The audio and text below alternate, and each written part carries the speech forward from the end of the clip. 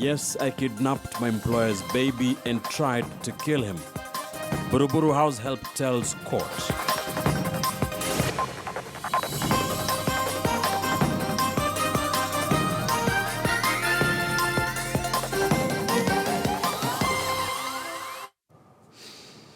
Welcome to the program. Our sign language interpreter at the bottom end of your screen is Meresha Owiti.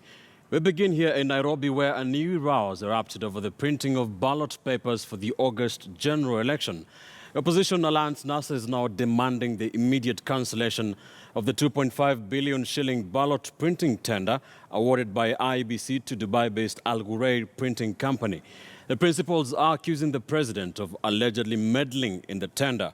Jubilee Party and the IEBC have both dismissed the claims. And as our senior political affairs reporter Chris Thairo now tells us, the IEBC is now offering to take agents of presidential candidates to Dubai to witness the printing.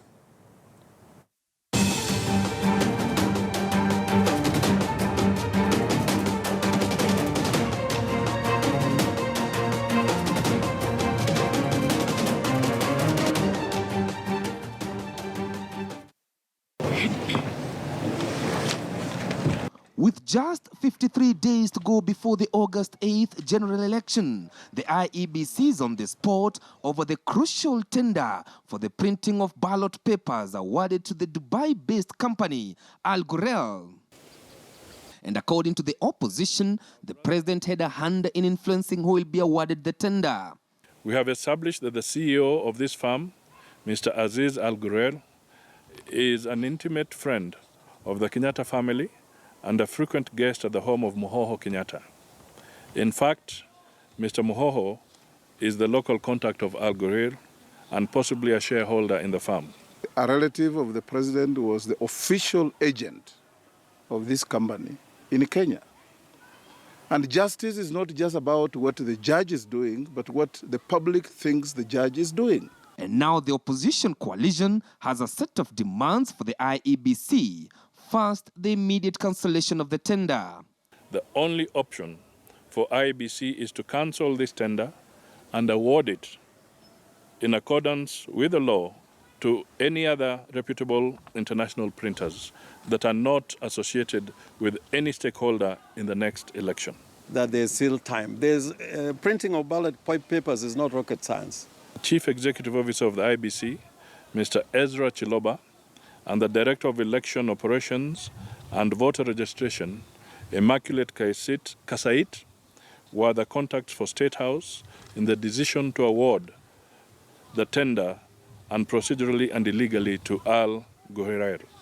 But the IEBC chairman, Wafula Chebukati, insists that the tendering process was competitive and above board.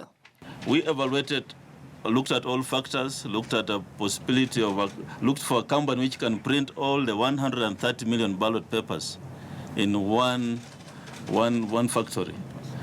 And it's the only company we came up with which can do that process. We didn't want to have a split tender where you have 3-4 companies printing ballot papers for elections in this country, because that is a recipe for rigging. All the more than 20 by-elections that we've had, the printing has always been with Al Ghurair. And no one has ever raised an issue over that matter. The President Party, too, is coming to his defense. Jubilee Party instead insists that the opposition is not ready for the election and is now seeking ways to cause unrest in the country. When you stop the printing from going on, do you want elections? When you stop purchase of equipment, do you really want elections?